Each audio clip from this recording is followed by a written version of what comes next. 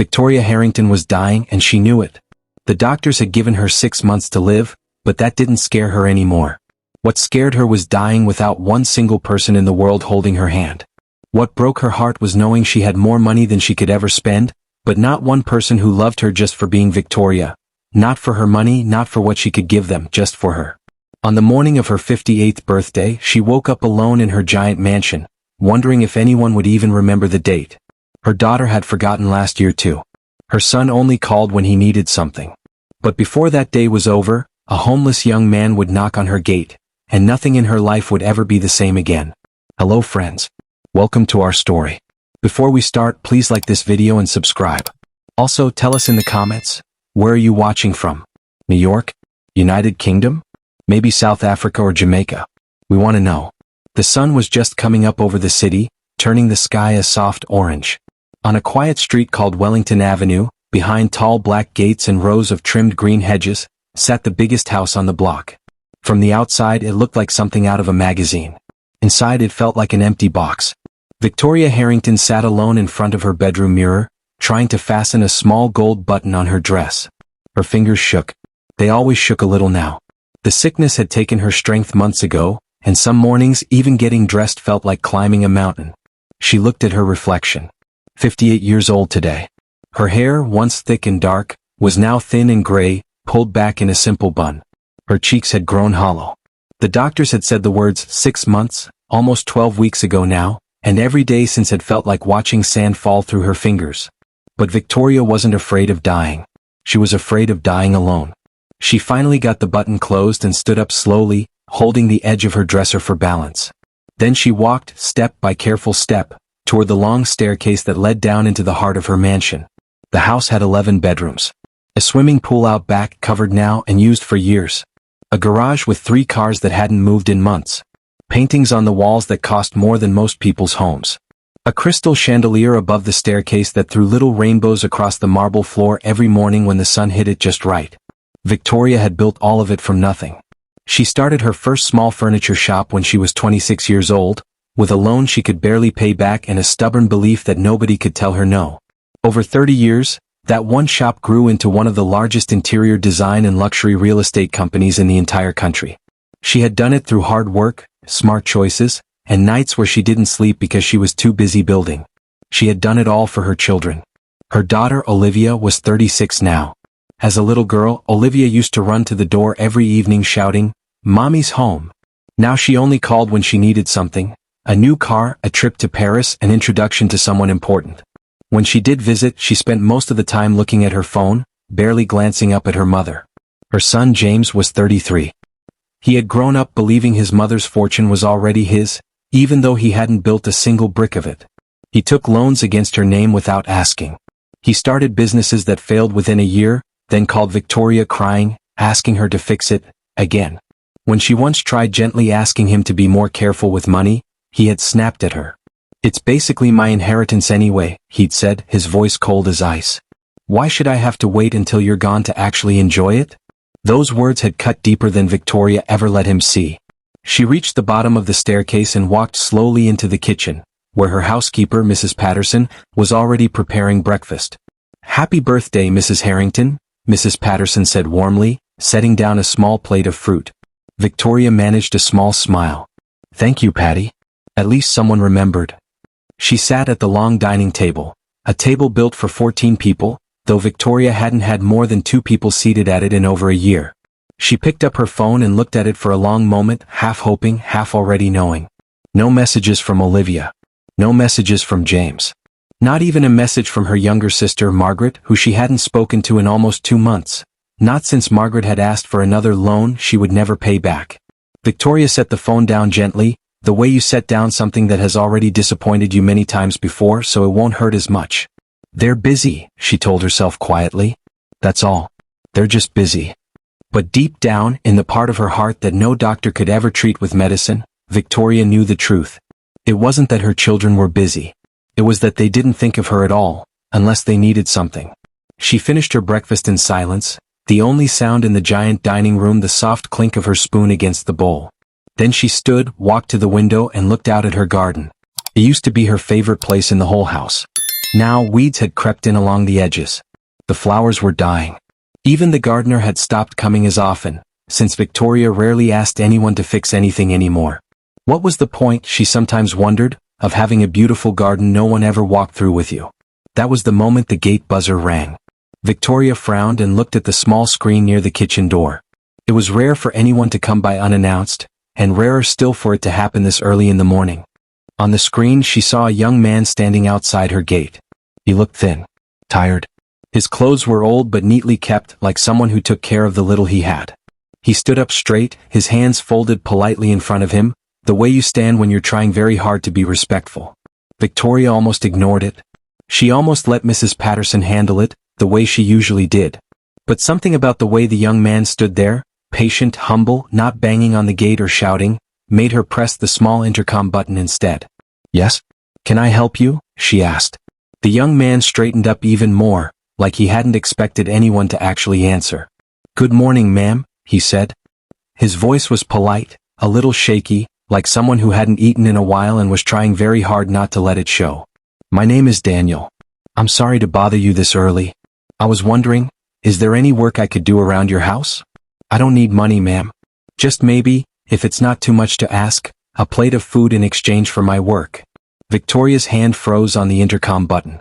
In 58 years, in all her time building a business empire, meeting investors, hiring thousands of employees, she had been asked for money more times than she could count. She had been asked for loans, gifts, favors, introductions. But never once, not one single time, had anyone ever asked to work for a meal. She stared at the small screen a moment longer, watching this thin young stranger stand patiently at her gate, asking for nothing more than a fair trade. And something inside her, something that had gone quiet for a very long time, gently stirred awake. "Wait there," Victoria said softly. "I'm opening the gate." She pressed the button, and far across the yard, the tall black gate began to slide open with a low metal hum. Mrs. Patterson looked up from the stove, surprised. "Mrs. Harrington? Who is it?" "Just a young man," Victoria said, already walking toward the front door. "He wants to work. You want me to send him away?" Mrs. Patterson asked carefully. "You don't know him, ma'am. It could be dangerous letting a stranger in like that." Victoria paused at the door, her hand resting on the cool brass handle. She thought about that for a moment. Really thought about it the way she used to think about big business decisions years ago, weighing the risk against the reward. "Patty," she said quietly, "I have cameras on every wall of this property. I have a gate that costs more than most people's cars. I have more security than half the banks in this city." She gave a small, tired smile. "I think I'll survive talking to one hungry young man." She opened the door and stepped out onto the porch. Daniel was already walking up the long stone path toward the house, slowly, respectfully, like someone who understood that every step closer was a privilege, not a right. He stopped a polite distance away and gave a small bow of his head. Up close, Victoria could see him more clearly. He looked even younger than she'd first thought, maybe 20-21. His shirt had been washed so many times the color had faded unevenly. There was a small hole near the toe of his left shoe. But his eyes were clear and steady, and he stood with his shoulders back, the way someone stands when they refuse to let hard times bend them completely. "Good morning, ma'am," Daniel said again. "Thank you for opening the gate." "You're welcome," Victoria said. She studied him a moment longer. "What's your name again?" "Daniel, ma'am." "Daniel Brooks." "And how old are you, Daniel?" 21, ma'am." Victoria nodded slowly. 21. The same age Olivia had been when she first moved out, complaining that the house with 12 rooms felt too small for her taste. "Tell me something, Daniel," Victoria said. "Why work? Most people who come to a gate like this just ask for money and walk away." Daniel looked down at his hands for a second, like he was deciding how honest to be. "Because money runs out, ma'am," he said.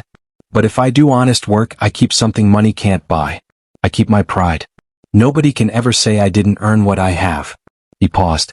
"My mother used to tell me that before she passed. She said, 'Daniel, you can lose everything in this world except your name. Guard it.' I've tried to live by that even when it's been hard." Something about the simple honesty in his voice made Victoria's chest tighten. It had been a long time since anyone spoke to her without an angle, without already calculating what they might get out of the conversation. "Where do you sleep, Daniel?" she asked gently. "Different places, ma'am. Under the bridge near 5th Street, mostly. Sometimes the shelter on Grant Avenue when there's room." He said it plainly without shame, the way you described the weather. I aged out of foster care when I turned 18. Nowhere to go after that. I've been finding my own way since. Victoria was quiet for a moment, the morning breeze moving softly through the garden behind her. And the last time you ate a proper meal? She asked. Not a snack. Not bread someone threw out. A real meal. Daniel hesitated, and for the first time his confident posture flickered just slightly. 4 days ago, ma'am, he admitted quietly. Victoria's heart squeezed painfully in her chest. 4 days. She thought of her own kitchen, full of food that often went untouched because there was no one left to cook for but herself. Come inside, she said, turning toward the door. Daniel blinked, surprised. Ma'am, really, I don't want to be any trouble. I'm happy to start working right away, the garden maybe, or... Daniel, Victoria said, stopping and turning back to look at him.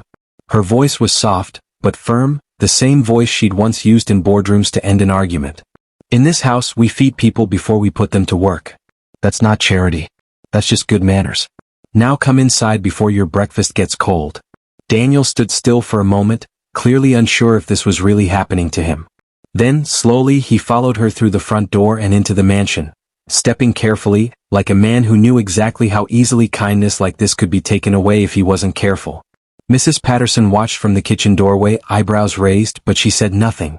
She had worked for Victoria long enough to know that look in her employer's eyes, and she hadn't seen it in a very long time.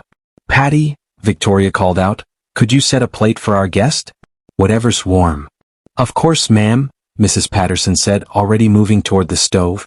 Daniel stood near the entrance of the dining room, looking around at the high ceilings, the chandelier, the long table built for 14 people. He had never been inside a house like this before. It looked the way he imagined heaven might look, in some of his lonelier nights under the bridge. Please sit, Victoria said, gesturing to the table. Ma'am, I really don't want to make a mess of your nice furniture. Daniel, Victoria said, almost smiling now, sit down.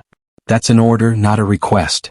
Daniel sat, carefully, at the edge of the chair, like he was ready to jump up the moment someone told him he didn't belong there. A few minutes later, Mrs. Patterson set down a plate of warm food in front of him, eggs, toast, fruit, and a tall glass of orange juice.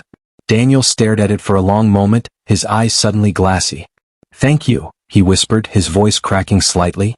Thank you so much, ma'am. You're welcome, Victoria said gently. She sat down across from him, folding her hands on the table, watching him eat carefully, slowly, like someone trying hard to remember his manners even though his stomach was screaming at him to hurry. For the first time in longer than she could remember, the giant, silent dining room didn't feel quite so empty. Daniel finished the last bite of toast and set his fork down carefully, like he was returning something borrowed. That was the best meal I've had in a long time, ma'am. Thank you. You're welcome, Victoria said. She poured herself a small cup of tea, watching the steam curl up between them. Now, Daniel, tell me about yourself. If you don't mind. Daniel hesitated, the way people do when they're used to their story making others uncomfortable. There's not much to tell, ma'am. Nothing exciting anyway. Humor an old woman, Victoria said, the corner of her mouth lifting slightly. I have nowhere else to be. Daniel looked down at the table for a moment, tracing a small circle on the wood with his finger. Then he began. I never knew my father, he said. My mother raised me alone until I was 9. She worked 2 jobs, cleaning offices at night, selling fruit by the roadside in the day. She always made sure I had a clean shirt for school, even when there was barely enough food. His voice softened. She got sick when I was 9. Passed away about a year later. After that, I went into foster care. I'm sorry, Daniel, Victoria said quietly. It's all right, ma'am. It was a long time ago.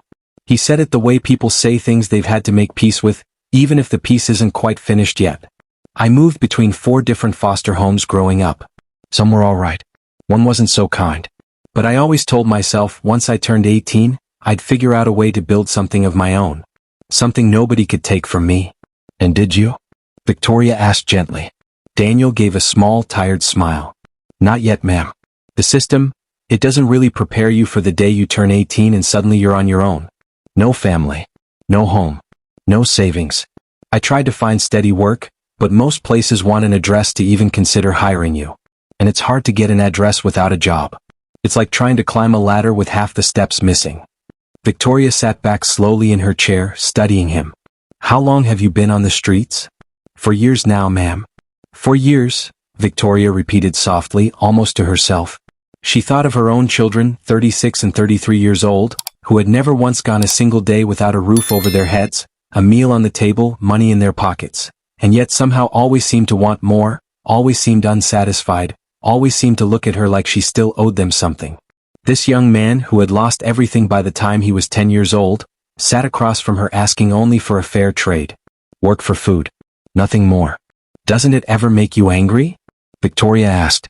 Life, I mean. After everything it's taken from you? Daniel considered the question carefully, the way you consider something you've actually thought about many times, alone, in the dark, under a bridge. Sometimes, ma'am, he admitted. Some nights it's hard not to feel angry. But anger doesn't fill your stomach. It doesn't get you a job. It just makes you bitter, and bitter people don't get very far in this world. He looked up at her, his eyes steady. My mother used to say, Daniel, you can't always choose what happens to you, but you can choose what kind of man it makes you.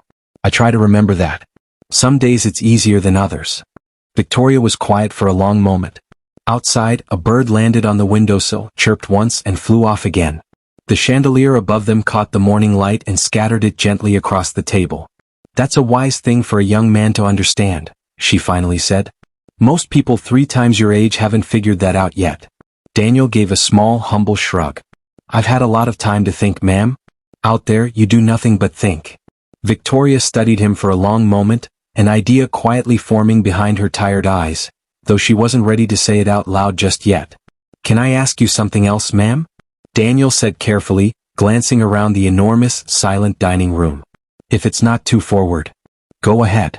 This house, he said slowly, choosing his words with care, it's beautiful. Biggest one I've ever seen up close. But. He paused like he wasn't sure if he should finish the thought. But. Victoria asked. It's awfully quiet, ma'am. For a house this big. He looked at her gently, not with pity, but with something closer to understanding. Do you live here alone? Victoria's hands tightened slightly around her teacup. It was a simple question, innocent even, but it landed somewhere deep, somewhere she usually kept locked up tight. Yes, Daniel, she said quietly. I live here alone. The silence that followed wasn't uncomfortable. It was the kind of silence that happens between two people who, in very different ways, both understand exactly what it feels like to be left behind by the people who were supposed to stay. Well, Victoria said finally, straightening up and clearing her throat, pushing the heaviness back down the way she'd practiced doing for years. You mentioned something about cleaning my garden, I believe? Daniel's face lit up, grateful for the change in subject. Grateful most of all that she hadn't asked him to feel sorry for her. Yes, ma'am. Whatever you need. I'm a hard worker, I promise you that. I believe you, Victoria said, standing slowly from the table. Finish your juice first. Then I'll show you the garden. Fair warning, it's seen better days. That's all right, ma'am, Daniel said, picking the glass back up with a small smile. So have I. A little while later, Victoria led Daniel out through the back doors and into the garden. The morning sun had climbed higher now, warming the air, and the smell of damp soil drifted up from the grass. Daniel stopped walking the moment he saw it. It wasn't ruined, not exactly. But you could tell just by looking that it had once been someone's pride and joy, and that nobody had cared for it properly in a long time. Weeds curled up around the edges of a stone path. A wooden bench sat tilted slightly to one side, one leg sunk into soft earth. Flower beds that should have been bursting with color had gone patchy and brown in places. This used to be the best part of the house, Victoria said, almost to herself, looking around like she was seeing it through new eyes. My husband and I planted half of these flowers ourselves years ago. Before he passed. It still has good bones, ma'am, Daniel said, already crouching down near one of the flower beds, gently pulling at a stubborn weed. Gardens are like people. Sometimes they just need someone to pay attention to them again. Victoria watched him work for a moment, surprised at how naturally he moved, how carefully he handled even the smallest weed, like he understood that ripping things out carelessly could damage what was still alive underneath. You've done this kind of work before, she said. A little, ma'am. There's a community garden near the shelter on Grant Avenue. The man who runs it lets people work in exchange for vegetables sometimes. I learned a few things. Daniel glanced up at her. I'm no expert, but I know enough not to make things worse. That's more than most people can say, Victoria replied. She found an old patio chair nearby, one of the few pieces of furniture out here that hadn't been ruined by weather, and sat down slowly watching him work. It felt strange, sitting and doing nothing while someone else labored in her own garden. But there was something peaceful about it too. Something she hadn't felt in a long time. For nearly an hour, Daniel worked steadily. He pulled weeds. He straightened the leaning bench, wedging a flat stone beneath the broken leg until it stood firm again. He gathered the dead leaves into a pile near the back wall. He didn't rush and he didn't complain, even when the sun grew hotter and sweat began to soak through the collar of his old shirt. At one point, Mrs. Patterson came out with a tall glass of water, setting it down beside him without a word, then glancing toward Victoria with a small, curious smile before heading back inside. "You don't have to do all of this in one morning, Daniel," Victoria said eventually, watching him wipe his forehead with the back of his hand. "You've already paid for your breakfast 10 times over." Daniel paused, leaning back on his heels, and looked at her with an expression that was somehow both humble and unshakable. "Ma'am, if you don't mind me saying so, I'd rather finish what I started. I told you I'd work for that food and I meant it. If I stop halfway, it starts to feel like I tricked you into feeding me for nothing." He shook his head slightly. "I'd rather earn it properly. All the way." Victoria sat back in her chair, studying him carefully. In her 58 years, she had negotiated deals worth millions of dollars. She had read people across boardroom tables her entire career, learning to spot the smallest flicker of dishonesty in someone's eyes.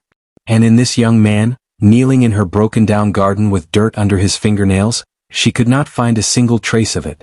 "You really mean that, don't you?" she said quietly. It wasn't really a question.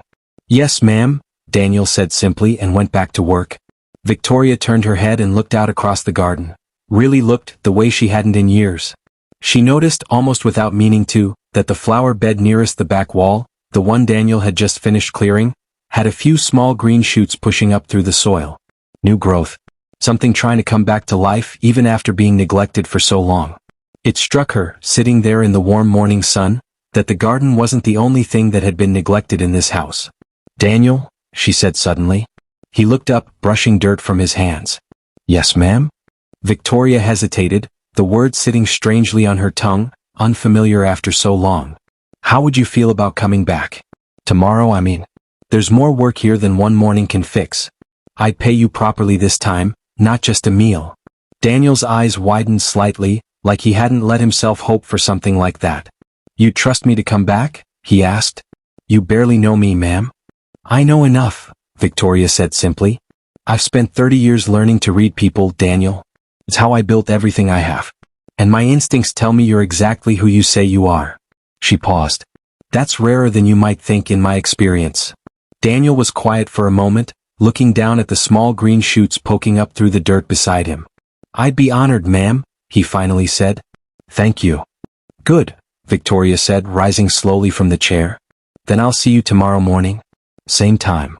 She turned to walk back toward the house, and for the first time in longer than she could remember, there was something almost like lightness in her steps, as if some small heavy weight she'd been carrying for years had just shifted slightly, just enough to let her breathe a little easier. Behind her, Daniel knelt back down beside the flower bed, gently patting the soil around the new green shoots, a quiet, hopeful smile spreading across his tired face.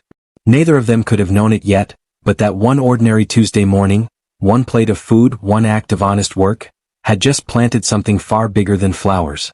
Daniel returned the next morning, and the morning after that, and every morning for the next 2 weeks. He arrived early, always before Mrs. Patterson had even finished setting the kitchen table, and he never once knocked on the front door. Instead, he'd let himself in through the garden gate Victoria had given him a key to, already rolling up his sleeves before anyone noticed he'd arrived. Slowly, day by day, the garden began to change. The weeds along the stone path disappeared. The flower beds, once patchy and brown, started filling in with color again. Victoria had taken Daniel to a small nursery nearby, and together they'd picked out new flowers to replace the ones that hadn't survived the years of neglect. The wooden bench got a fresh coat of paint, a deep forest green that matched the hedges. Even the old fountain near the back wall, silent and dry for years, gurgled back to life one afternoon after Daniel spent 2 days quietly fixing the pump nobody else had bothered to look at. But it wasn't really the garden that was changing the most. Every day after the morning's work was done, Victoria began joining Daniel for lunch on the back porch, something she hadn't done with anyone in years. At first, their conversations were simple. The weather. The flowers. Small, easy things. But slowly, without either of them quite planning it, the conversations grew deeper. "You know," Victoria said one afternoon, watching Daniel carefully trim back an overgrown rose bush. I started my first business with less money than what's in my purse right now. Daniel looked up, surprised. Really, ma'am? 26 years old. A small loan, a tiny shop, and absolutely no idea what I was doing. Victoria smiled at the memory. Everyone told me I'd fail within a year. My own mother told me to be reasonable and find a husband with money instead of trying to make my own. What did you say to that? Daniel asked, genuinely curious. I told her I'd rather fail on my own terms than succeed on someone else's. Victoria sipped her tea. Took me 11 years to turn that little shop into something real. 11 years of nights I didn't sleep, deals that fell apart, people who doubted me at every turn. But you didn't give up, Daniel said. No, Victoria said quietly. I didn't have the luxury of giving up. Giving up meant going back to having nothing, and I'd already decided nothing wasn't an option for me anymore. Daniel nodded slowly, setting down his clippers. That's not so different from out there, ma'am. On the streets, I mean. Some days giving up would have been so much easier. Just stop trying, stop hoping for something better. But then I think about my mother working 2 jobs just so I could have a clean shirt for school, and I think, if she never gave up on me, I can't give up on myself. Victoria looked at him for a long moment, something warm and aching moving behind her eyes. You remind me of myself, Daniel. More than you probably realize. I'll take that as a compliment, ma'am, Daniel said with a small smile. It is one, Victoria said simply. As the days passed, their conversations covered more ground, Victoria's early struggles building her company, the mistakes she'd made along the way, the loneliness of running something so big that almost nobody understood what it had cost her to build it. Daniel listened the way few people ever had, without judgment, without waiting for his turn to talk about himself. In return, Daniel told her about life in foster care, the home where the family had treated him kindly like one of their own, and the other home years later, where he'd learned to make himself small and quiet just to avoid trouble.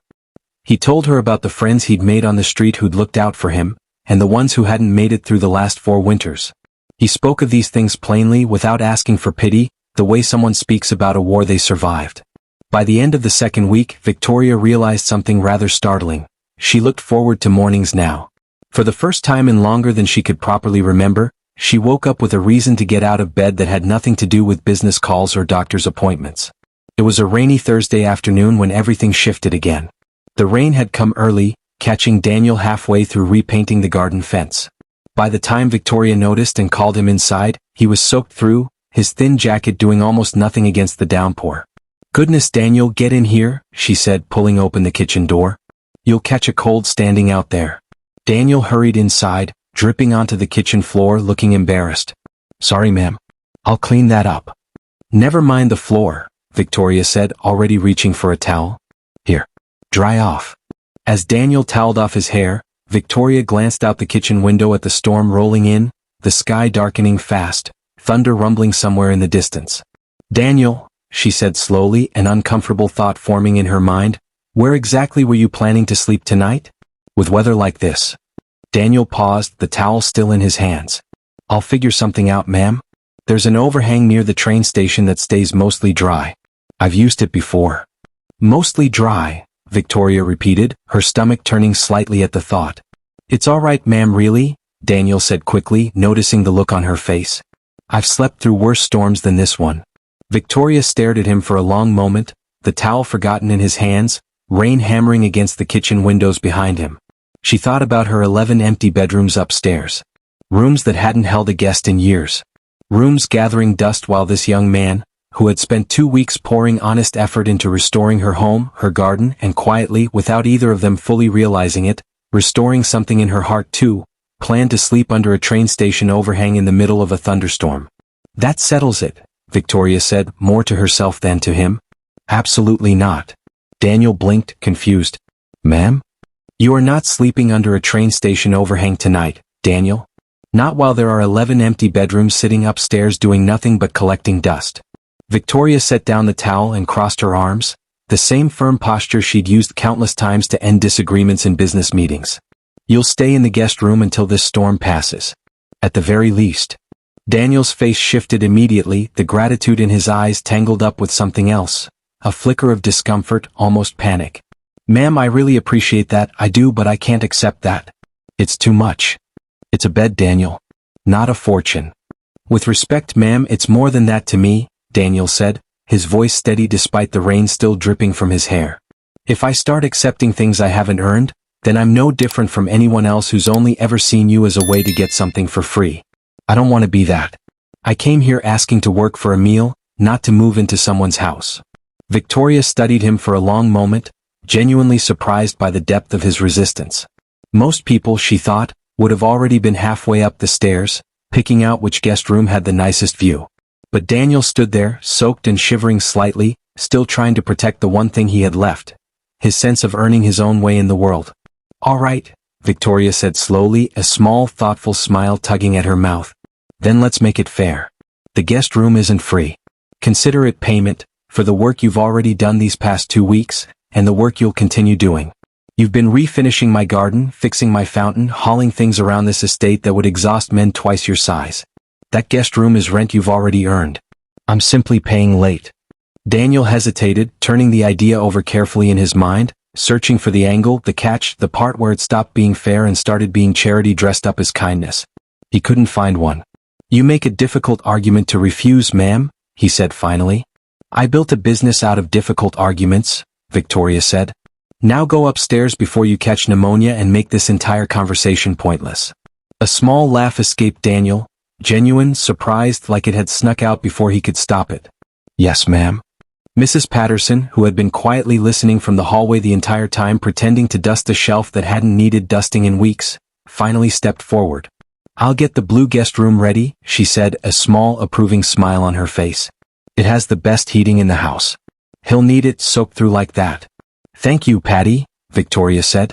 As Mrs. Patterson hurried off toward the stairs, Victoria turned back to Daniel, who stood dripping quietly by the kitchen door, looking somewhere between overwhelmed and unsure what to do with his hands. Daniel, Victoria said more gently now, I want to be clear about something.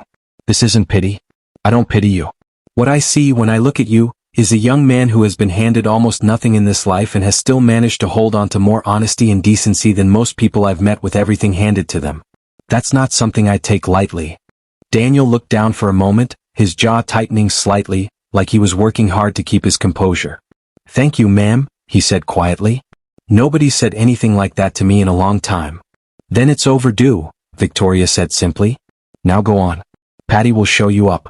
There are towels in the bathroom, and I'm sure something in my late husband's old wardrobe will fit you until your clothes dry. Daniel nodded, still looking a little stunned by how quickly his evening had turned, from sleeping under a train station overhang to standing inside a mansion being offered dry clothes and a warm bed. Ma'am, he said, pausing at the kitchen doorway, I want you to know, I'm not going to take this for granted. Whatever work needs doing around here, I'll do it. You won't regret this. I know, Victoria said, and she meant it completely. Now go before Patty has to come looking for you twice. Daniel allowed himself one more small, grateful smile before disappearing down the hallway, his wet footprints trailing behind him across the marble floor. Victoria stood alone in the kitchen for a moment, listening to the rain beat steadily against the windows, the storm outside no longer feeling quite so heavy now that she knew exactly where Daniel would be sleeping that night, safe, dry, and under her roof. She walked slowly toward the window, watching the lightning flicker far off in the distance, and found herself smiling in a way she hadn't in longer than she cared to admit. For the first time in years, her enormous, silent mansion didn't feel quite so much like a museum of a life she used to have. It was starting, slowly, to feel like a home again. 3 weeks passed. Daniel settled into a quiet rhythm at the mansion. Mornings in the garden, which now bloomed fuller and brighter than it had in over a decade. Afternoons doing odd repairs around the estate, a loose railing here, a sticking door there. Evenings sharing dinner with Victoria on the back porch, the two of them talking late into the night about everything and nothing the way old friends do. Victoria's strength had been fading more noticeably in recent days. Some mornings she didn't have the energy to come downstairs until nearly noon. Her hands shook more. She tired faster even sitting still.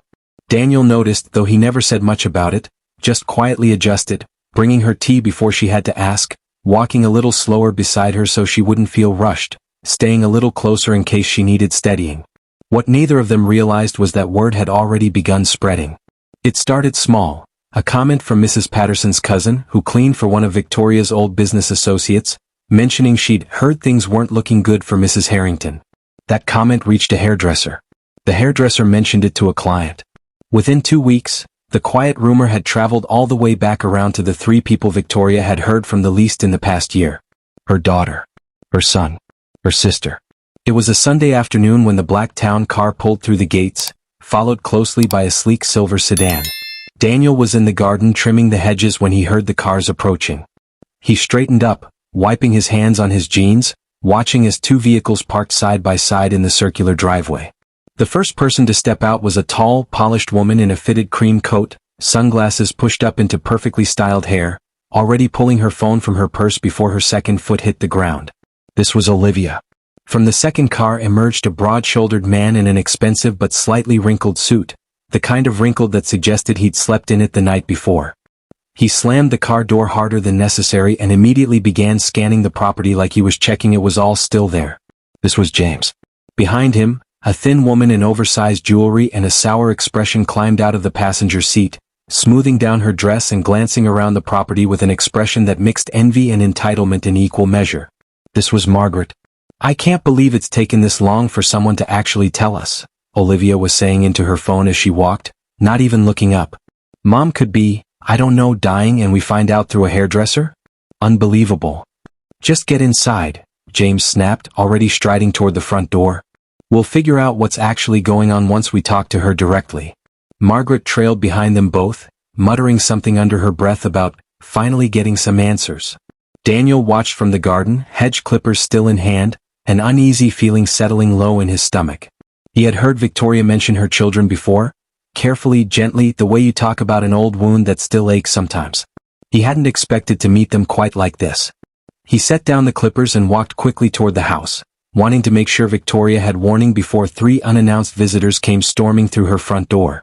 But he was too late. By the time Daniel reached the back entrance, he could already hear voices echoing from inside, Olivia's sharp, impatient tone cutting through the quiet hallway, demanding to know where her mother was, demanding answers nobody inside the house had been given the chance to provide yet. Daniel paused at the door, his hand hovering over the handle, his heart suddenly pounding. Something told him that whatever peace had quietly settled over this house these past few weeks was about to be tested in a way neither he nor Victoria had been prepared for. He pushed the door open and stepped inside. The hallway was loud with voices the moment Daniel entered, Olivia's heels clicking sharply against the marble floor, James's deep voice rumbling with frustration, Margaret somewhere behind them, adding her own complaints into the mix. Victoria stood near the bottom of the staircase, one hand resting on the railing for support, looking pale but composed, the way she always tried to look in front of her children, no matter how tired she actually felt underneath. "Mom, why didn't you tell us?" Olivia was saying, finally lowering her phone, her sunglasses now pushed up onto her head. "We had to hear about this from someone's hairdresser. Do you understand how that looks?" "How it looks?" Victoria repeated quietly. "Olivia, I haven't heard from you in 4 months, and your first concern is how it looks?" "That's not what I meant," Olivia said, though her tone suggested it was at least partly. "How sick are you exactly?" James cut in bluntly, stepping closer. "Because if this is serious, there are things we need to start figuring out. Paperwork. Arrangements. You can't just sit on something like this." "James," Victoria said sharply, "I haven't even sat down yet and you're already talking about paperwork." "Someone has to think practically, Mother," James shot back.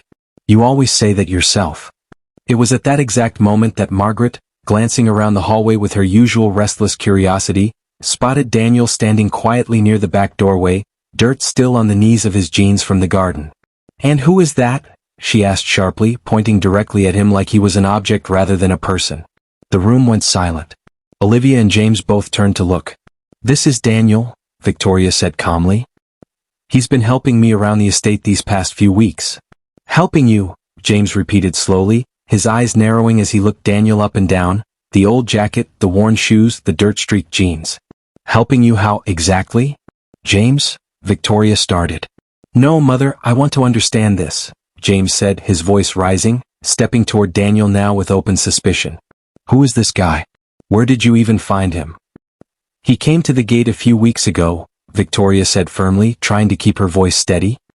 "He asked to work in exchange for a meal. Since then." "He asked to work for a meal," Olivia interrupted, letting out a short, disbelieving laugh, "and now he's just, what, living here?" "Yes," Victoria said simply. "He's been staying in the guest room." The silence that followed was sharp enough to cut. "Are you serious right now?" James said, turning fully toward Daniel, his expression hardening into something cold. "You let some random homeless kid move into your house? Mother, do you have any idea how that sounds?"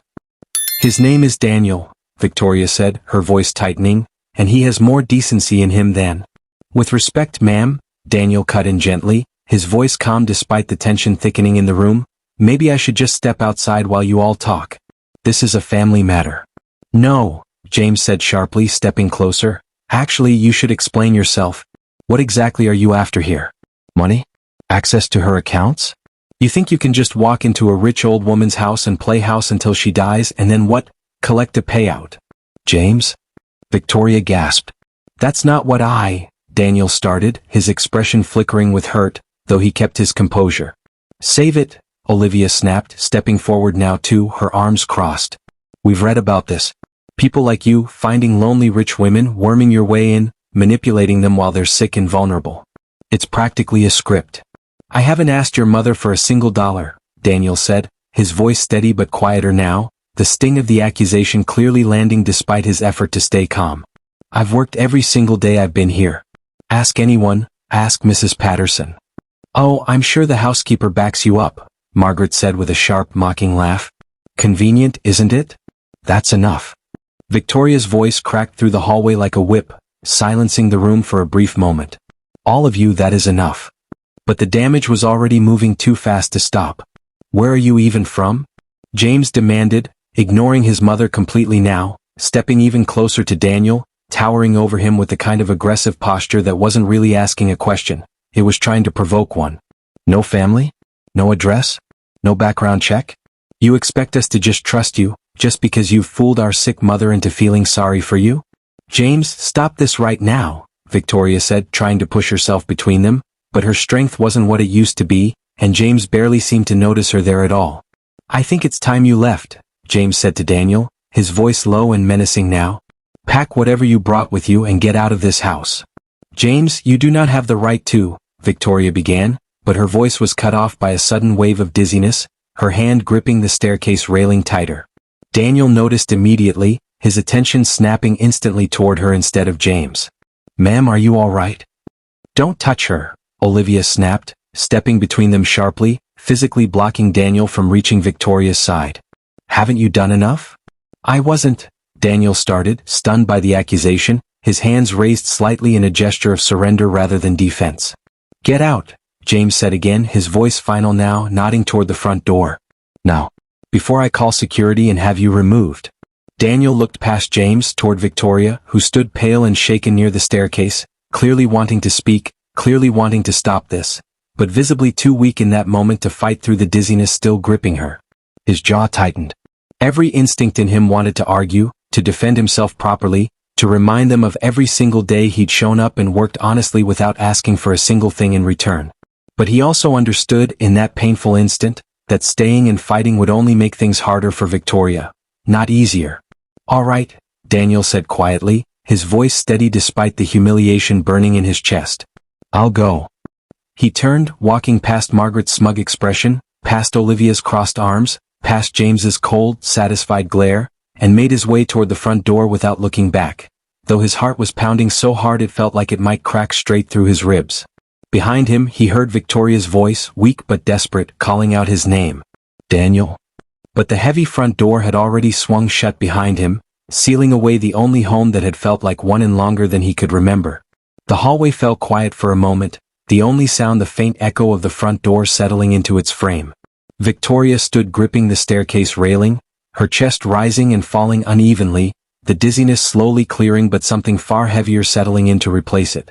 She looked at her children, really looked at them the way she hadn't allowed herself to in a long time, without the soft, forgiving filter mothers so often used to excuse the people they raised. Olivia was already glancing back down at her phone. James stood with his arms crossed, looking faintly pleased with himself, like he'd just successfully closed an important business deal. Margaret was inspecting a vase on a nearby table, tilting it slightly to check its underside as if pricing it in her head. None of them were looking at her. None of them had asked if she was all right. "Do you know what you just did?" Victoria said quietly. Her voice was low, but something in it made all three of them finally turn toward her. "Mom, we did what needed to be done," Olivia said, slipping her phone back into her purse, her tone breezy, like she was discussing something as minor as returning a faulty appliance. "That guy was clearly taking advantage of you. We were protecting you." "Protecting me?" Victoria repeated, the words tasting bitter in her mouth. "Tell me, Olivia, when was the last time you protected me from anything? When was the last time any of you checked on me without needing something first?" Olivia's mouth opened, then closed again, no answer ready. "That young man," Victoria continued, her voice growing steadier, stronger, fueled now by something that had been building quietly inside her for months, maybe years, "has shown up at 6 in the morning every single day for 3 weeks. He has worked harder than anyone I have paid in the last decade. He has never once asked me for money. He has never once looked at this house or anything in it, like it belonged to him." "Mother, you don't actually know that," James said, though his voice had lost some of its earlier confidence. "You barely know anything about him. He could be telling you anything." "I know more about Daniel after 3 weeks, Victoria said, her voice rising now, sharp enough to make James take an instinctive step back, "than I know about either of you after 30 years. The silence that followed was suffocating. "That's not fair," Olivia said quietly, though even she didn't sound entirely convinced. "Not fair." Victoria's laugh was short, humorless, almost disbelieving. "Olivia, when is the last time you called me just to ask how I was feeling? Not about money. Not about an introduction to someone useful. Just, how I was feeling as your mother." Olivia said nothing. "James," Victoria turned toward her son, her eyes glassy now, though her voice remained firm, "when you told me my fortune was basically your inheritance already, do you have any idea how that made me feel? Like I was simply a bank account you were waiting to inherit, rather than your mother." "Mom, I didn't mean it like." "You did mean it," Victoria said quietly. "You meant every word." James's jaw tightened, but he said nothing. Victoria turned finally toward her sister, who had set the vase back down and was now watching the scene with an uncomfortable expression, clearly hoping to remain invisible in the conversation. "And you, Margaret," Victoria said, her voice softer now, almost sad rather than angry, "we grew up with nothing together. I remember when we used to share one pair of shoes between the two of us, taking turns wearing them to school. I always thought, no matter what happened, you and I would understand each other. But somewhere along the way, you stopped seeing me as your sister and started seeing me as a source of money whenever things got difficult for you." Margaret opened her mouth, then closed it again, unable to find words that wouldn't confirm exactly what Victoria had just said. Victoria took a slow breath, steadying herself fully now, both hands gripping the staircase railing. "That young man you just humiliated and threw out of my home," she continued, "has shown me more genuine care in 3 weeks than the 3 of you combined have shown me in years. And today, I watched all 3 of you accuse him, insult him, and force him out of this house without giving him a single chance to defend himself, all while I stood right here, too weak in that moment to stop you." "Mom, we were trying to help," Olivia started weakly. "You weren't trying to help me," Victoria cut in, her voice firm and final now. "You were trying to protect your inheritance. And the cruelest part is, I don't think any of you even realize the difference." Nobody spoke. The grand chandelier above them sparkled faintly in the afternoon light, throwing small rainbows across a hallway that suddenly felt colder than it had in years. "I want all of you to leave," Victoria said quietly. "Mom, you can't be serious," James said, his voice rising with disbelief. "We just got here. You're sick, we should be staying to help you, not?" "Leave," Victoria repeated, her voice steady, final, leaving absolutely no room for negotiation. "Now. Before I have Patty call actual security, instead of you simply threatening to call it on someone who has done nothing but show this family kindness." Olivia, James, and Margaret stood frozen for a long moment, clearly stunned by the firmness in Victoria's tone, a firmness none of them had heard directed at them in a very long time. Finally, without another word, Olivia turned sharply on her heel and walked toward the door, her heels clicking angrily against the marble floor. James lingered a moment longer, opening his mouth as if to argue further, but something in his mother's expression made him think better of it. He followed Olivia out without another word. Margaret hesitated longest of all, glancing back at Victoria with something that almost looked like guilt flickering briefly across her face, but it vanished quickly, replaced by her usual defensive irritation, and she too turned and left. The heavy front door closed once more, this time with all 3 of them on the other side of it. Victoria stood alone in the silent hallway, her legs finally giving out beneath her slightly, forcing her to sit down hard on the bottom step of the staircase. She pressed a shaking hand against her chest, tears she had been holding back finally slipping free. It wasn't sadness over losing her children's approval. She had given up hoping for that a long time ago, somewhere quietly in the back of her heart. It was something far worse, the devastating clarity of finally seeing, with complete certainty, exactly who her children had become. And the knowledge that the one person who had treated her like she actually mattered, the one bright thing in months of loneliness and fear, had just been thrown out of her home because of it.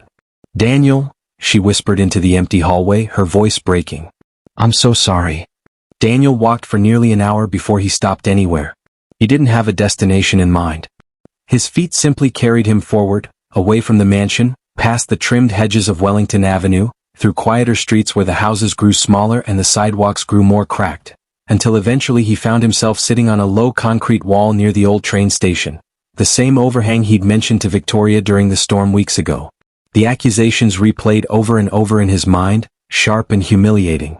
"You think you can play house until she dies and collect a payout? People like you worming your way in. Convenient, isn't it?" He pressed the heels of his hands against his eyes, breathing slowly, trying to push the words back down where they couldn't hurt as much. He had been called plenty of names over 4 years on the streets. He had learned, mostly, to let insults slide off him the way rain slides off a coat, uncomfortable but survivable. But this one had cut deeper because for the first time in years, Daniel had let himself believe he'd actually found somewhere he belonged. Someone who saw him as more than just a problem to be managed or a stranger to be feared. And in less than 10 minutes, 3 people who had known him for less than 10 minutes had stripped that feeling away completely. He spent that night curled up against the cold concrete wall beneath the overhang, his jacket pulled tight around him, staring up at a sky too clouded to show any stars. Sleep came late and shallow, broken every so often by the rumble of a passing train or the cold creeping in through the thin fabric of his jacket. But even as exhaustion finally pulled him under, one thought kept surfacing, refusing to let him rest easy. Is she all right? He thought of how pale Victoria had looked, gripping the staircase railing. He thought of the dizziness that had swept over her right in the middle of the argument, the way her voice had cracked when she called his name as the door shut behind him. He thought about her sitting alone in that enormous house tonight, surrounded by expensive things and absolutely nobody who actually cared whether she was breathing steadily or not. By morning, Daniel hadn't slept much at all, but his mind was made up. He didn't care anymore how it looked. He didn't care if Olivia or James or Margaret were still there, ready to accuse him all over again. He needed to know Victoria was safe. That mattered more to him than his own pride, more than the humiliation still burning somewhere behind his ribs. He walked the long way back to Wellington Avenue, the morning sun rising slowly behind gray clouds, his stomach tight with worry rather than hunger for the first time in longer than he could remember. When he finally reached the tall black gate, he hesitated only a moment before pressing the intercom button. No answer. He pressed it again, waiting, his heartbeat picking up speed. Still nothing. Daniel glanced through the iron bars of the gate toward the house. The driveway was empty now, no black town car, no silver sedan. The family had clearly left at some point after he had. But something about the stillness of the property unsettled him. No movement near the windows. No sign of Mrs. Patterson moving about the kitchen, which by this hour should have been bustling with breakfast preparations. "Mrs. Patterson?" Daniel called out, raising his voice slightly, hoping anyone might hear him. "Victoria?" Silence. A cold, uneasy feeling settled deep in Daniel's stomach. The same instinct that had once warned him years ago, when something was badly wrong before he even fully understood why. Without thinking twice, he gripped the iron bars of the gate and began to climb. It wasn't graceful. His worn shoes scraped against the metal, his arms straining as he hauled himself up and over, dropping down hard onto the gravel on the other side. He didn't stop to catch his breath. He ran straight up the stone path, past the garden he had spent 3 weeks bringing back to life, up the front steps and tried the door. Locked. "Mrs. Patterson," he shouted, banging his fist against the heavy wood. "Victoria." Nothing. Daniel's mind raced. He remembered the back entrance, the kitchen door he always used himself, the one that led in from the garden. He sprinted around the side of the house, his heart hammering now, fear pushing him faster than exhaustion could slow him down. The kitchen door was unlocked. He burst inside, breathing hard. Victoria? Mrs. Patterson? The kitchen was empty, untouched. No breakfast cooking, no sign that Mrs. Patterson had even arrived yet that morning. Daniel moved quickly through the house, calling out as he went, his voice echoing off walls that had felt warm and alive just weeks ago and now felt unbearably still. He found her at the bottom of the staircase. Victoria lay crumpled on the cold marble floor, one arm bent awkwardly beneath her, her face pale and damp with sweat, her breathing shallow and uneven. It looked as though she had tried to walk down the stairs sometime in the early morning hours and simply hadn't made it. Victoria. Daniel dropped to his knees beside her instantly, his hands hovering, unsure where it was safe to touch.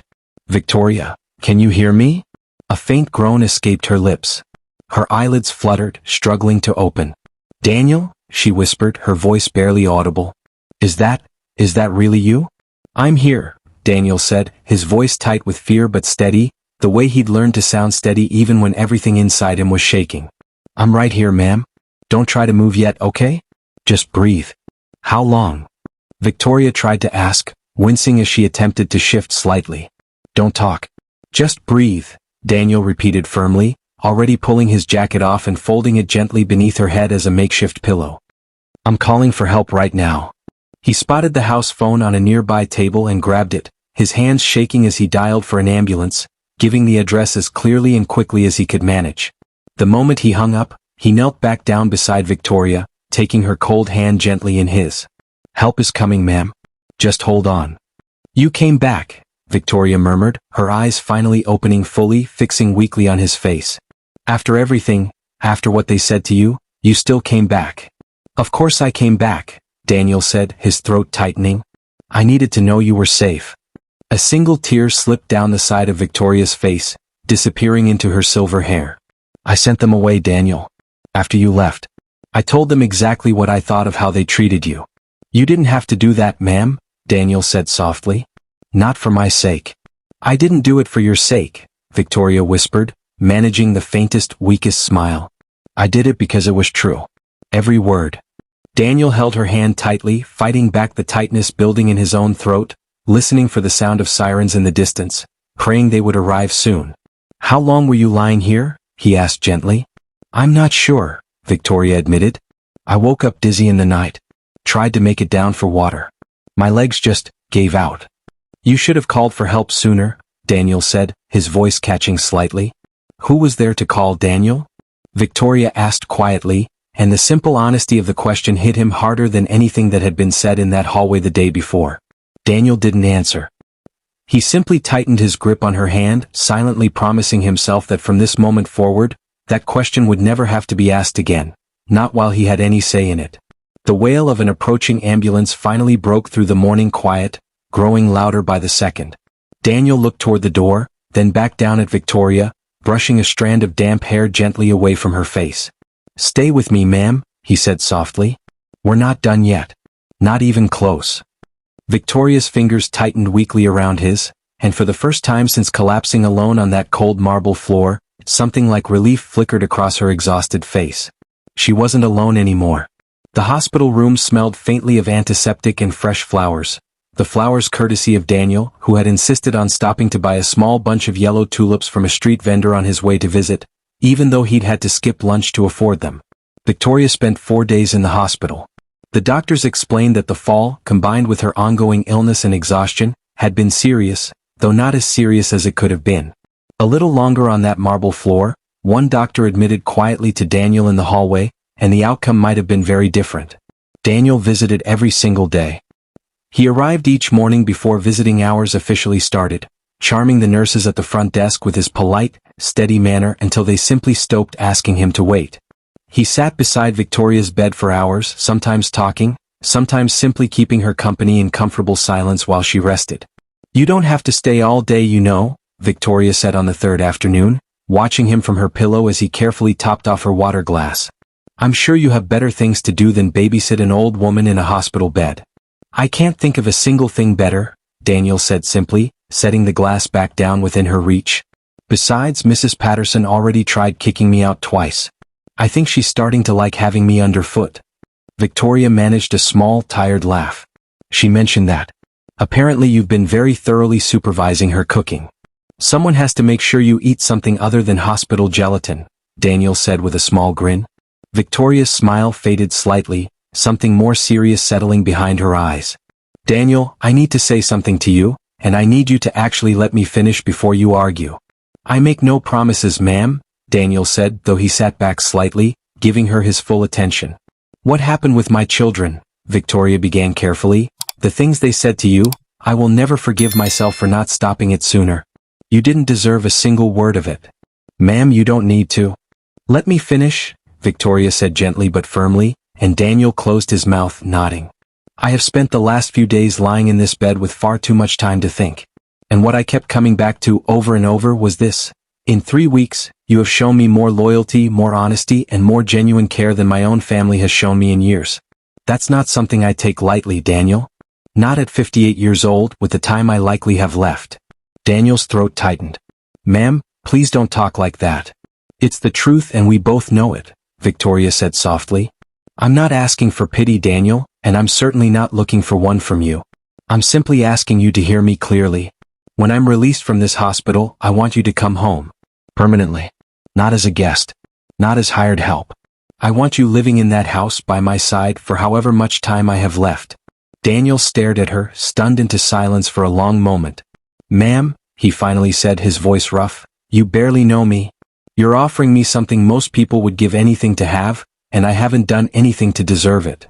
Daniel, Victoria said, reaching for his hand, her grip weak but determined, you climbed over my locked gate because you were worried about an old woman who isn't even your family. You found me on that floor and stayed beside me instead of running for help and leaving me alone.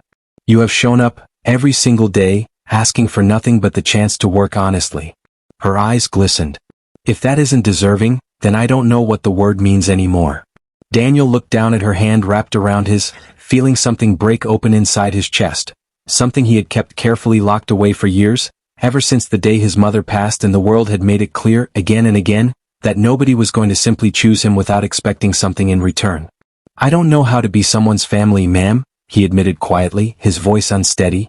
I haven't had much practice. Neither have I, apparently, Victoria said, a small, watery smile breaking through. Not the kind that actually stays anyway. Perhaps we can learn together. Daniel was quiet for a long moment, the hospital machines beeping softly in the background, sunlight slanting gently through the window blinds. All right, he finally said, his voice thick with emotion he didn't bother hiding anymore. I'll come home. Victoria squeezed his hand, relief and gratitude flooding her tired features. Good. Because frankly, Daniel, that garden will fall apart without you, and I refuse to go back to staring at dead flowers every morning. Daniel laughed despite himself, wiping quickly at his eyes. We wouldn't want that, ma'am. Victoria, she corrected gently. I think after everything, you've more than earned the right to drop the ma'am. Daniel looked at her for a long moment, something warm and steady settling into place behind his ribs. Something that felt, for the first time in longer than he could remember, dangerously close to belonging. Victoria, he said softly, testing the name out loud like trying on something new that somehow already fit. She smiled, closing her eyes, finally letting herself rest easy. And for the first time since stepping into that hospital room 4 days earlier, Daniel allowed himself to believe that maybe, just maybe, he had finally found the family he'd spent his entire life searching for. Even if it had arrived in the most unexpected way possible, behind the tall black gates of a billionaire's lonely mansion. The months that followed felt, to Daniel, like living an entirely different life than the one he'd known for the past 4 years. Victoria returned home from the hospital weaker than before, but determined.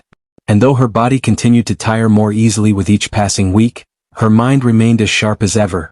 Sharp enough, in fact, to begin something she hadn't expected to find the energy for again. Teaching. It started small. Victoria began inviting Daniel to sit with her in the study each morning, a room Daniel had barely set foot in during his early weeks at the estate. Dark wood shelves lined with books on business and finance, a large oak desk where Victoria had once signed deals worth more money than Daniel could fully picture in his head. If you're going to live in this house, Victoria told him one morning, sliding a thick folder across the desk toward him, you might as well learn something useful while you're at it. Sit down. Daniel sat, eyeing the folder warily. What is this? Basic financial literacy, Victoria said simply. How interest works, how debt works, how to read a balance sheet without your eyes glazing over. You'd be amazed how many people walk through life completely blind to all of it, including, unfortunately, my own son. Daniel opened the folder slowly, flipping through pages dense with numbers and terms he didn't yet understand. I'm not sure I'm cut out for this kind of thing, Victoria. Nonsense, Victoria said briskly. You survived 4 years on the street using nothing but wit, patience, and hard work. Trust me, Daniel, understanding a balance sheet is considerably easier than that. And so the lessons began. Each morning, Victoria walked him through something new. How businesses made decisions, how investments grew or failed, how leadership meant far more than simply giving orders. In the afternoons, she brought him along to occasional video calls with her company's senior staff, letting him quietly observe how decisions were made, how disagreements were handled, how a good leader listened more than she spoke. Most people think running a company is about being the smartest person in the room, Victoria told him one evening, the two of them sharing tea on the back porch as the sun dipped low behind the garden's restored hedges. It's not. It's about surrounding yourself with people smarter than you in the right places, and having the humility to actually listen to them. You don't strike me as someone who likes being told she's wrong, Daniel said with a small smile. I don't, Victoria admitted, smiling back. But I've learned, slowly, painfully, over 30 years, that being right matters far less than building something that lasts. Pride doesn't build empires, Daniel. Patience does. Daniel absorbed every lesson hungrily, the way someone starving absorbs a meal. Not just because the knowledge itself fascinated him, though it did, but because for the first time in his life, someone was investing real time and real care into his future without expecting anything immediate in return. In quieter moments, beyond the business lessons, their conversations deepened into something even more personal. Victoria spoke more openly now about her late husband, about the early years of building her company when she'd been so afraid of failing that she barely slept. Daniel, in turn, opened up about nights on the street he'd never told anyone about. Moments of fear, moments of doubt, the handful of small kindnesses from strangers that had kept him believing things might eventually get better. You know, Victoria said one quiet evening, watching the sunset paint the sky in soft oranges and purples. I used to think the greatest thing I could leave behind was my company. The buildings, the deals, the wealth. She paused, glancing at Daniel beside her. I'm starting to think I was wrong about that. Daniel looked over at her, something gentle and curious in his expression. What do you think it is now? Victoria considered the question carefully before answering. I think the greatest thing anyone can leave behind is the people they chose to believe in, when believing in them wasn't easy or obvious. The people they took a chance on. She reached over and patted his hand gently. You've taught me that, Daniel, more than you probably realize. Daniel felt his throat tighten, the way it often did now during these quiet, honest moments between them. I could say the same about you, Victoria. More than you know. They sat together in comfortable silence as the sky darkened, two unlikely companions who had somehow, against every reasonable expectation, become exactly what the other had needed most. It was nearly 2 months after Daniel officially moved in that Victoria's health took its next noticeable turn for the worse. She tired more easily now. Some days, even short walks through the garden left her breathless, needing to rest on the very bench Daniel had repaired all those months ago. Her appetite, which had slowly improved during their early weeks together, began fading again. The doctors, during a private conversation Daniel insisted on attending, used words like progressing and limited time, words that landed like stones in Daniel's stomach, even though some quiet, practical part of him had known this moment was always coming. Victoria took the news with the same calm steadiness she seemed to bring to everything difficult in her life. That evening, after the doctors had left and the house had settled into its familiar quiet, Victoria called Daniel into the study. She was sitting behind the large oak desk, a phone already in her hand, an expression of quiet determination settled firmly on her tired face. Daniel, she said looking up as he entered, sit down for a moment. There's something important I need to take care of, and I want you here while I do it. Daniel sat slowly in the chair across from her, an uneasy feeling creeping into his chest. Victoria, what's going on? Victoria didn't answer right away. Instead, she dialed a number she clearly knew by heart, raising the phone to her ear. Richard, she said after a moment, her voice steady and businesslike despite everything. It's Victoria. I need you to come by the house as soon as possible. It's time we revised my will. Richard Lawson arrived the following afternoon, carrying a worn leather briefcase and the kind of calm, unhurried manner that came from nearly 30 years of handling Victoria's legal affairs. He was a tall, silver-haired man in his early 60s, with sharp eyes that missed very little and a quiet warmth that made it clear he wasn't simply Victoria's lawyer. He was, in many ways, one of the few genuine friends she had left. Victoria, he said warmly, setting his briefcase down in the study and embracing her gently. You look like you're fighting hard. That's something at least. Flattery, Richard? At my age. Victoria managed a small, tired smile. You really have gotten soft in your retirement years. I haven't retired, Richard said, settling into the chair across from her desk. You simply refuse to stop needing me. Victoria's smile widened slightly before fading into something more serious. She gestured toward Daniel, who stood quietly near the bookshelf, uncertain whether he should be present for whatever was about to happen. Richard, this is Daniel Brooks, she said. Daniel, this is Richard Lawson. He's handled my legal affairs for nearly 30 years and more importantly, he's one of the only people I trust completely. Richard studied Daniel for a long moment, his sharp eyes taking in the young man carefully, not with suspicion exactly, but with the practiced assessment of someone used to reading people quickly and accurately. So you're the young man Victoria's mentioned, Richard said finally, extending his hand. She's told me quite a bit about you these past few months. All good things, I hope, Daniel said, shaking his hand firmly. More than good, Richard said, a small knowing smile crossing his face. Sit down, Daniel. I think you should hear this conversation directly, rather than secondhand. Daniel glanced uncertainly at Victoria, who nodded for him to take the seat beside Richard's. He sat slowly, his stomach tightening with a nervous energy he couldn't quite place. Richard opened his briefcase, pulling out a thick folder of documents, then turned his attention fully to Victoria. All right. Tell me what you'd like to change. Victoria folded her hands on the desk in front of her, taking a slow, steadying breath before speaking. I want Olivia and James removed as primary beneficiaries of my estate, she said clearly without hesitation. Margaret as well. They'll each receive a modest gift, enough to show I never stopped caring for them despite everything. But the majority of my estate, the mansion, the company, my investments, the charitable foundation, I want all of it transferred to Daniel. The room went completely silent. Daniel stared at her, certain he had somehow misheard. Victoria, what? Let me finish, Daniel, Victoria said gently, raising a hand. Richard, I want this airtight. Medically documented. Witnessed properly. I know exactly what's coming once my children learn about this decision, and I refuse to give them any opening to challenge it in court. Richard nodded slowly, already making notes, though his eyes flicked briefly toward Daniel with quiet curiosity. You're certain about this, Victoria? Completely certain? I have never been more certain of anything in my life, Victoria said firmly. Victoria, Daniel finally managed, his voice unsteady, I can't accept this. I never came here for this. I came here asking for a meal in exchange for honest work. I never imagined. I know you didn't, Victoria said, turning to look at him directly, her eyes soft but unwavering. That's exactly why it has to be you, Daniel. You never once asked me for anything beyond what you'd earned. You never looked at this house or anything inside it as something you were owed. Do you understand how rare that is? How rare you are? Daniel shook his head slowly, overwhelmed. Victoria, this is too much.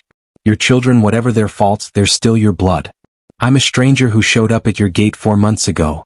Inheritance shouldn't be a reward for blood alone, Daniel, Victoria said firmly. It should be a reward for character. For loyalty. For love that asks for nothing in return. My children have shown me, again and again, exactly who they are when they think no one important is watching. You have shown me every single day exactly who you are, even when you thought nobody was watching at all. Daniel sat back in his chair, his mind spinning, unable to fully process the weight of what was being offered to him. There will be consequences for this decision, Richard said carefully, glancing between them both. Significant ones. Olivia and James will almost certainly contest this the moment they learn about it. It could become a lengthy, public, ugly legal battle. I'm aware, Victoria said simply. Which is precisely why I need everything properly documented now, while I'm still of clear and sound mind, with witnesses and medical evaluations to prove it beyond any reasonable doubt. Richard nodded slowly, beginning to organize the paperwork in front of him. I'll arrange for an independent psychiatric evaluation this week, along with witnesses for the signing. We'll record everything, your reasoning, your intentions, all of it. I won't let anyone successfully challenge your wishes, Victoria. Not after everything you've built. Thank you, Richard, Victoria said, relief softening her tired features slightly. Richard turned his attention back to Daniel, his expression growing more serious now. Daniel, I need you to understand something clearly. Once this will is finalized, you will become the target of a great deal of anger, suspicion, and legal pressure. Victoria's family will not accept this quietly. Are you prepared for that? Daniel looked at Victoria for a long moment, This woman who had fed him when he was starving, trusted him when no one else would, taught him everything she could in the short time she had left, and was now choosing to hand him a future beyond anything he could have ever imagined for himself. "I didn't come here looking for any of this," Daniel said quietly, his voice steady despite the storm of emotion behind it. "But if accepting it means honoring everything Victoria has given me, not just money but belief, trust, family, then yes. I'm prepared for whatever comes." Victoria reached across the desk, taking Daniel's hand gently in hers, her eyes glistening with quiet pride. "Then let's make it official," she said softly, turning back to Richard. "Where do I sign?" The legal process took the better part of 2 weeks. Richard arranged everything exactly as he'd promised. An independent psychiatric evaluation confirming Victoria's full mental clarity, multiple witnesses present for the formal signing, every conversation carefully documented, every safeguard quietly put into place against the storm everyone knew was coming. Daniel stayed close throughout it all, though he insisted more than once that Victoria reconsider giving him quite so much. Each time, she simply waved away his concerns with the same calm certainty. "You'll exhaust yourself trying to talk me out of this, Daniel," she told him one afternoon, signing yet another document Richard had placed in front of her. "I've made harder decisions than this one with far less confidence."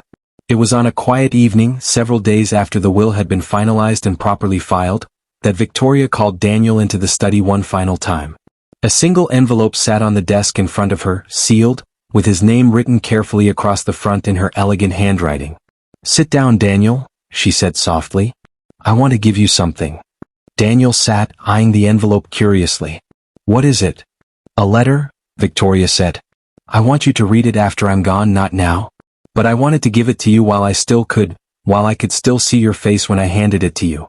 She slid the envelope gently across the desk toward him. "It's everything I wish I'd had more time to teach you. Lessons on leadership, on generosity, on responsibility, especially when it comes to the foundation."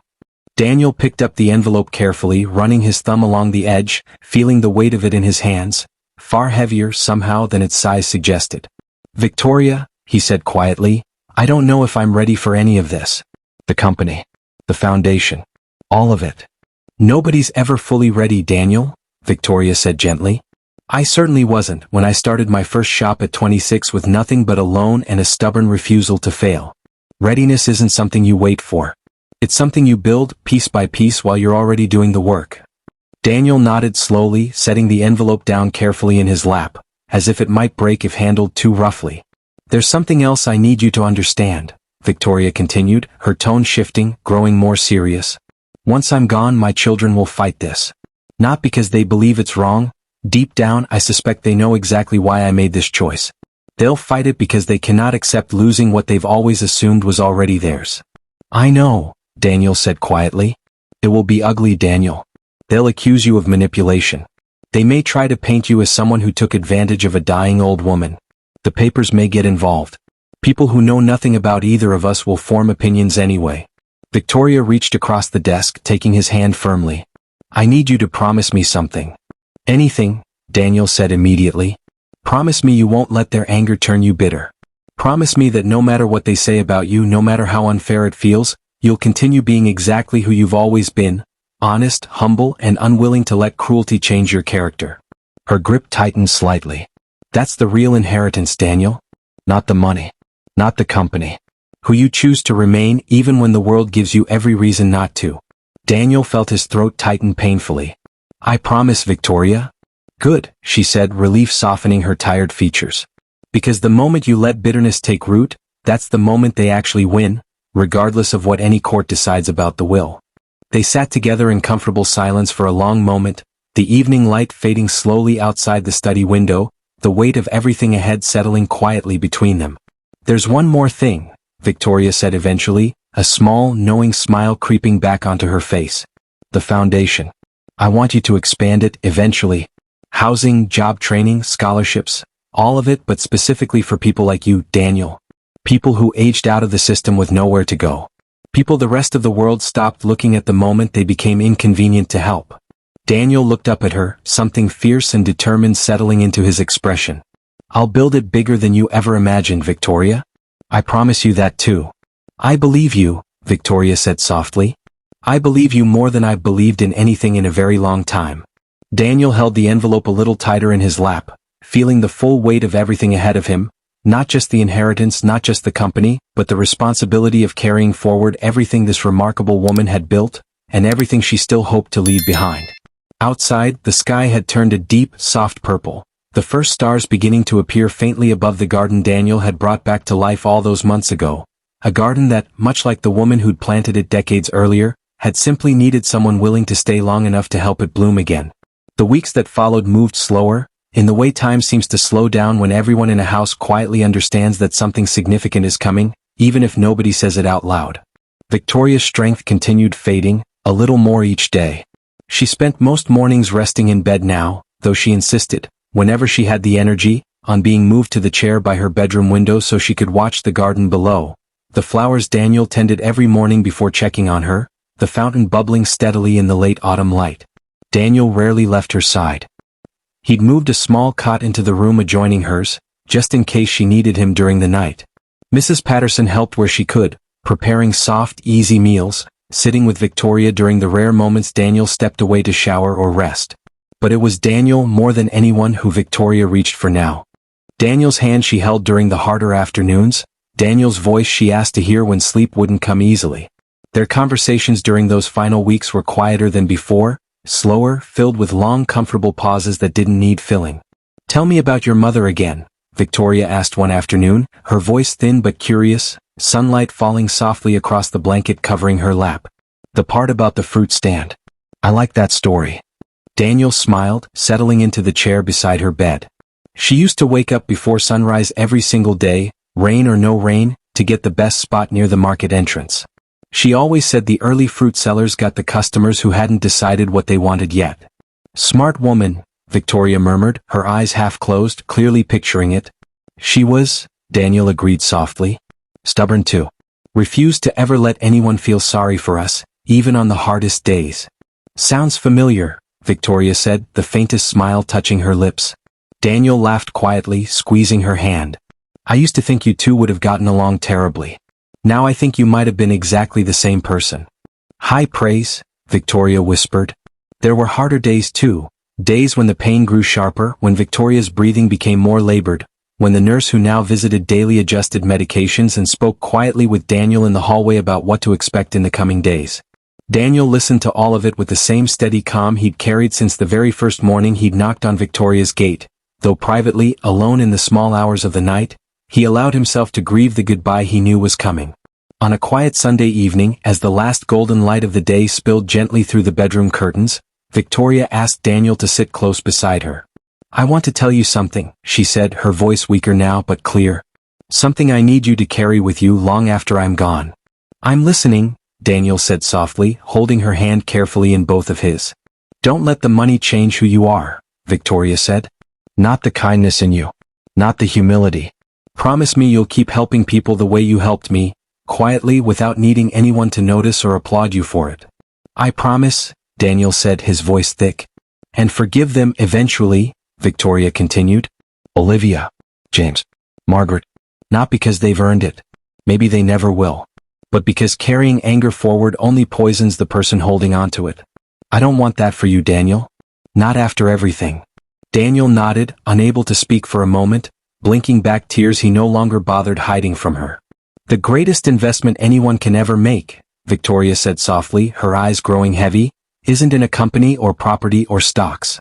It's in another person's life. You taught me that, even though you'll probably argue I taught it to you instead." "Maybe we taught each other," Daniel managed, his voice breaking slightly. Victoria's lips curved into a small, peaceful smile. "Maybe we did." She grew quiet after that, her breathing slow and even, her hand resting gently in his. Daniel stayed beside her through the evening, watching the stars emerge one by one outside the window, listening to the soft, steady rhythm of her breath beside him. Sometime in the early hours of the morning, surrounded by the quiet stillness of the home she'd built and the steady presence of the only person who had truly stood beside her until the very end, Victoria Harrington passed away peacefully in her sleep. Daniel sat with her for a long while afterward, holding her hand, the room utterly silent except for his own quiet, grateful tears, grateful not that this moment had come, but that he had been there, exactly where he belonged when it did. Outside, the first light of dawn was just beginning to touch the garden below, the flowers blooming steadily despite the cold morning air, the fountain still bubbling softly, the life Victoria had quietly rebuilt continuing on, just as she'd hoped it would. Richard arrived just after sunrise, summoned by a quiet, broken phone call from Daniel that had needed only 3 words to explain everything. "She's gone, Richard." He found Daniel sitting on the porch steps outside, still in the same clothes from the night before, staring blankly out at the garden, the morning light casting long shadows across the grass. Mrs. Patterson stood nearby, dabbing gently at her eyes with a handkerchief, having already called the necessary people to begin the quiet, painful process that follows a death. Richard sat down beside Daniel without a word for a long moment, simply letting the silence settle between them the way old friends do when words feel insufficient. "She went peacefully," Daniel finally said, his voice hoarse. "I was holding her hand. She wasn't afraid, Richard. Not at the end." "That matters more than you know," Richard said quietly. "More than most people ever get." They sat together a while longer, watching the early morning light stretch slowly across the garden, before Richard finally spoke again, his tone shifting gently into something more practical, though no less gentle. "Daniel, I know this is the last thing you want to think about right now," he said carefully, "but we don't have much time before this becomes considerably more complicated. Once word reaches Olivia and James that Victoria has passed, things are going to move quickly. I need to walk you through what comes next." Daniel nodded slowly, wiping his face and straightening up, forcing himself back into the present moment. "Tell me." "The funeral arrangements will need to happen within the week," Richard said. "Victoria left detailed instructions for that, thankfully, so most of it is already decided. What I'm more concerned about is what happens immediately after." He paused. "The reading of the will is going to bring out the worst in her family, Daniel. I won't pretend otherwise." "I know," Daniel said quietly. "They're going to come at you with everything they have," Richard continued. "Accusations of manipulation. Claims that Victoria wasn't of sound mind. They may try to paint a picture of you that has nothing to do with who you actually are." He looked at Daniel directly now. "I need you to trust the process even when it gets ugly. I have every piece of documentation we need. The psychiatric evaluation, the witness signing, the financial records showing you never once touched her accounts without her explicit direction. We built this carefully, Daniel. It will hold." Daniel took a slow breath, steadying himself. "What do you need me to do?" "For now," Richard said, "stay close but stay quiet. Let me handle the legal conversations. Don't engage with Olivia or James directly if you can avoid it. Anything you say, even something innocent, could be twisted later. And Daniel," he paused, his expression softening slightly, "I think it would be wise for you to stay at my home for the time being, at least until after the funeral and the reading of the will. It will keep you out of the direct line of fire while things settle, and frankly, I don't trust Olivia and James not to make things difficult for you here once they arrive." Daniel hesitated, glancing back toward the mansion. Victoria's mansion, his home now, in every way except the legal formality still working its way through the courts. "Leaving feels like running away." "It isn't running away," Richard said firmly. "It's protecting yourself and by extension protecting everything Victoria worked to put in place. There's no honor in standing your ground if it gives them ammunition to use against you later. Sometimes the wisest move is simply staying out of reach until the right moment." Daniel considered this for a long moment, then nodded slowly. "All right. I trust you, Richard." "Good," Richard said, rising slowly to his feet, offering Daniel a hand up. "Pack what you need. I'll handle everything else from here, the funeral home, the notifications, all of it. You focus on getting through the next few days. The rest we'll face together when it comes." Daniel stood, taking one last long look at the garden behind him. The flowers, the fountain, the bench he'd repaired with his own hands all those months ago, before turning to follow Richard toward the car. Behind him, the mansion stood quiet and still in the morning light, waiting, the way homes do, for whatever came next. Olivia learned of her mother's passing through a phone call from Richard later that same morning. She sat frozen on her living room sofa for several long minutes after hanging up, staring blankly at the wall, an unfamiliar, uncomfortable feeling settling over her that she couldn't quite name. She called James almost immediately. "She's gone," Olivia said, her voice tight. "Mom passed away last night." There was a pause on the other end of the line, longer than Olivia expected. "How?" James finally asked. "I thought she had more time than this." "I don't know, James." Richard didn't go into details. He just said it happened peacefully in her sleep. Olivia's voice cracked slightly. "We should have gone back. After everything that happened with that boy, We should have at least called to check on her. Don't start with that, James said sharply, though something uneasy crept into his own tone as well. We can't change what already happened. What matters now is figuring out what's next. James, our mother just died. I know that, James snapped, then caught himself, softening slightly. I know, Olivia. I don't know how to feel about all of this right now. It's complicated. It wasn't entirely a lie. Grief and guilt tangled uncomfortably together in both of their chests, neither emotion fully winning out over the other, neither of them quite willing to examine too closely which one ran deeper. Margaret, when she received the news from Olivia shortly after, reacted similarly. A brief, genuine wave of sorrow, quickly tangled up with anxious thoughts about what role, if any, she might still play in whatever came next. By the following afternoon, all three had returned to the Harrington estate, dressed carefully in dark, somber clothing that looked, to anyone watching closely, slightly too polished for genuine mourning. Richard met them at the door himself, his expression calm but guarded. Richard, Olivia said, her voice wavering with practiced emotion. I can't believe she's really gone. We should have been here. We should have. I'll arrange for you to see her if you'd like, Richard said evenly, cutting gently through the performance without acknowledging it directly. The funeral home has taken proper care of everything. Services are scheduled for Thursday. And the house? James asked, glancing past Richard into the hallway beyond, his eyes already scanning the familiar furniture, the paintings, the chandelier above the staircase. What happens with all of this in the meantime? Richard's expression remained carefully neutral. Everything will be addressed in due time, James. The reading of the will takes place after the funeral, as is customary. Where's the boy? Margaret asked bluntly, glancing around as if expecting Daniel to appear from some hidden corner of the house. Daniel is staying elsewhere for the time being, Richard said simply, offering no further explanation. Good, James muttered under his breath, though not quietly enough to go unheard. One less complication to deal with. Richard's eyes flickered with quiet disapproval, though he said nothing further on the matter, choosing instead to guide them gently toward arrangements that needed to be discussed. Flowers, the guest list, the order of service. Throughout the rest of that week, the family maintained careful appearances. Olivia posted a brief, tasteful tribute to her mother online, accompanied by a photo from years earlier, carefully selected to show the two of them smiling together at some long-forgotten event. James made calls to several of Victoria's business associates, expressing properly somber condolences while quietly, beneath the surface, attempting to gauge how the company's leadership might shift once the estate was settled.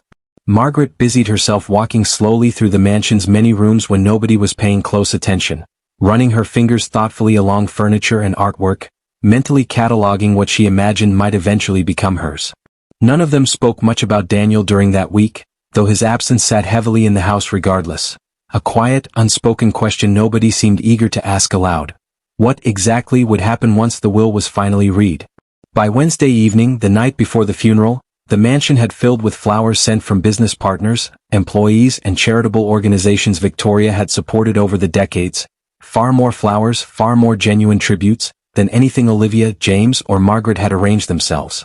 Richard stood quietly in the hallway that evening, looking at the growing collection of condolences from people who had genuinely admired Victoria, compared to the careful, image-conscious gestures from her own blood relatives, and felt, not for the first time, a quiet certainty that the coming legal battle, however ugly it threatened to become, was a fight worth winning. Tomorrow the city would gather to say goodbye to Victoria Harrington. And not long after that, in a quiet law office far removed from the cameras and condolences, the true character of everyone involved would finally be laid bare. The funeral was held on a cool, overcast Thursday morning, the sky a soft, muted gray that seemed to match the quiet weight of the occasion. The chapel was full. Business leaders Victoria had worked alongside for decades filled the back rows, many of them dabbing at their eyes during the service, genuinely moved by the loss of a woman who had built her empire with fairness and integrity rarely found in her industry. Employees from her company, from senior executives to maintenance staff she had personally insisted on treating with dignity, sat shoulder to shoulder, sharing quiet memories of small kindnesses Victoria had shown them over the years. Representatives from charitable organizations she had quietly funded for decades, many of which had never publicly credited her involvement, sat solemnly near the front, holding programs with her photograph printed carefully on the cover. Daniel sat near the back of the chapel, dressed in a simple black suit Richard had helped him purchase that week, his hands folded tightly in his lap, his eyes fixed on the closed casket at the front of the room, surrounded by white lilies. He hadn't expected so many people to genuinely grieve her. Somehow, despite everything Victoria had told him about her isolation, about the loneliness that had crept into her final years, Daniel hadn't fully understood until that morning just how many lives she had touched quietly, without ever needing credit or recognition for it. A woman near the front rose to speak first. The director of a youth shelter Victoria had funded anonymously for over 15 years, Daniel later learned. Her voice trembled as she described how Victoria's quiet donations had kept the shelter's doors open through 3 different funding crises, never once asking for public acknowledgement, never once attaching her name to a building or a program, simply asking that the help continue reaching the people who needed it. She used to tell me, the woman said, her voice breaking slightly, that the best kind of giving is the kind nobody ever finds out about. I didn't fully understand what she meant until I watched her live it year after year, without ever wanting anything in return. Daniel felt his chest tighten, recognizing instantly the same quiet philosophy Victoria had shown him every single day they'd spent together. Several more people spoke. A former employee Victoria had personally helped through a difficult medical crisis years ago, a young entrepreneur she had quietly mentored early in his career, a longtime colleague who spoke warmly of her sharp business instincts paired with an unusually generous heart. Through each story, Daniel found himself nodding slowly, recognizing pieces of the same woman who had fed him breakfast, taught him to read a balance sheet, and held his hand gently while explaining what true wealth actually meant. Olivia spoke briefly near the end of the service, her voice polished and steady, reciting a prepared statement about her mother's incredible business achievements and her dedication to her family. Daniel listened carefully, noting how the words, while not exactly false, felt strangely hollow, practiced, rehearsed, missing the quiet specificity that had filled every other tribute that morning. James sat beside her throughout, occasionally glancing at his phone despite the solemn occasion, his expression unreadable. Margaret didn't speak at all, choosing instead to sit quietly near the front, dabbing occasionally at her eyes, though whether from genuine grief or simple discomfort at being watched so closely, Daniel couldn't quite tell. After the service concluded, mourners slowly filed past the casket, many of them pausing to leave a flower, a quiet word, a final goodbye. Daniel waited until most of the crowd had thinned before approaching himself, standing quietly beside the casket for a long moment, his hand resting gently on the smooth wood. "Thank you," he whispered, so quietly that nobody nearby could hear him. "For everything. I won't waste a single bit of it." He felt a gentle hand on his shoulder and turned to find Richard standing beside him, his expression understanding. "She would be proud of you, Daniel," Richard said quietly. "More than you probably realize." "I hope so," Daniel said, his voice thick. As they turned to leave the chapel together, Daniel caught sight of Olivia watching him from across the room, her expression difficult to read, something between resentment and a question she clearly hadn't yet decided whether to ask aloud. James stood beside her, his jaw tight, his eyes following Daniel with open, undisguised suspicion. Richard noticed the exchange as well, his hand settling briefly, protectively on Daniel's shoulder as they walked toward the exit. "Tomorrow," Richard said quietly, once they were safely outside in the cool morning air, "we read the will. After that, everything changes." Daniel nodded slowly, glancing back once at the chapel behind them, the white lilies still visible through the open doors, the quiet murmur of remaining mourners drifting softly out into the gray morning. "I'm ready," he said. And for the first time since Victoria had passed, he found that he actually meant it. Richard Lawson's law office occupied the top floor of a quiet building downtown, all dark wood and tall windows overlooking the city below. By the time Daniel arrived the following morning, the conference room was already filling, Olivia seated stiffly at one end of the long table, James pacing near the window with his phone clutched tightly in one hand, Margaret perched nervously near the door, glancing repeatedly at the clock on the wall. 2 additional witnesses sat quietly near the back of the room, the psychiatrist who had evaluated Victoria's mental competency weeks earlier, and a notary who had been present for the formal signing. Richard had explained to Daniel beforehand that their presence was intentional, a final safeguard against any claims that the proceedings hadn't been handled with complete transparency. Daniel took a seat near the far end of the table, away from the family, his hands folded calmly in his lap despite the nervous energy humming beneath his composed exterior. "Thank you all for coming," Richard said, settling into his chair at the head of the table, a thick folder placed neatly in front of him. "Before we begin, I want to remind everyone that this will was finalized with full legal and medical documentation, properly witnessed, and recorded according to every applicable law. I trust we can proceed with the appropriate respect this moment deserves. Just read it, Richard, James said impatiently, finally settling into a chair, his knee bouncing slightly beneath the table. Richard opened the folder calmly, ignoring the impatience in James's tone, and began. This is the last will and testament of Victoria Eleanor Harrington, dated and properly executed 6 weeks prior to her passing. He paused, glancing briefly around the table before continuing. I'll begin with the smaller bequests, as Victoria specifically requested they be addressed first. Olivia straightened slightly in her chair. James stopped bouncing his knee. To my sister, Margaret Collins, Richard read, I leave the sum of $50,000, along with the antique jewelry box she always admired during our childhood. Margaret, I hope this reminds you of the years before either of us had very much at all, and the bond we shared before money complicated things between us. Margaret's face fell slightly, clearly having expected far more, though she said nothing, simply nodding stiffly. To my daughter, Olivia Harrington, Richard continued, I leave the sum of $200,000, along with my collection of personal jewelry. Olivia, I hope you find within yourself eventually the same strength I once saw in you as a little girl who used to run to greet me at the door every evening. Olivia's composed expression cracked slightly, something flickering behind her eyes, not quite anger yet, but the early edges of it, mixed uncomfortably with something that looked almost like shame.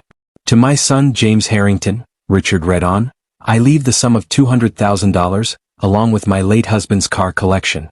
James, I hope this gift teaches you something your father once taught me, that true wealth is built through patience and responsibility, not through demanding what hasn't yet been earned. James's jaw tightened visibly, his hands gripping the edge of the table. That's it, he said, his voice rising. $200,000? Richard, our mother was worth hundreds of millions.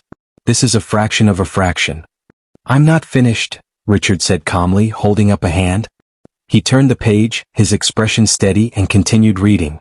The remainder of my estate, including my primary residence, full ownership of Harrington Design and luxury real estate holdings, all associated investments, and complete control of the Harrington Charitable Foundation, I leave entirely to Daniel Brooks. The room went completely silent. Olivia's mouth fell open.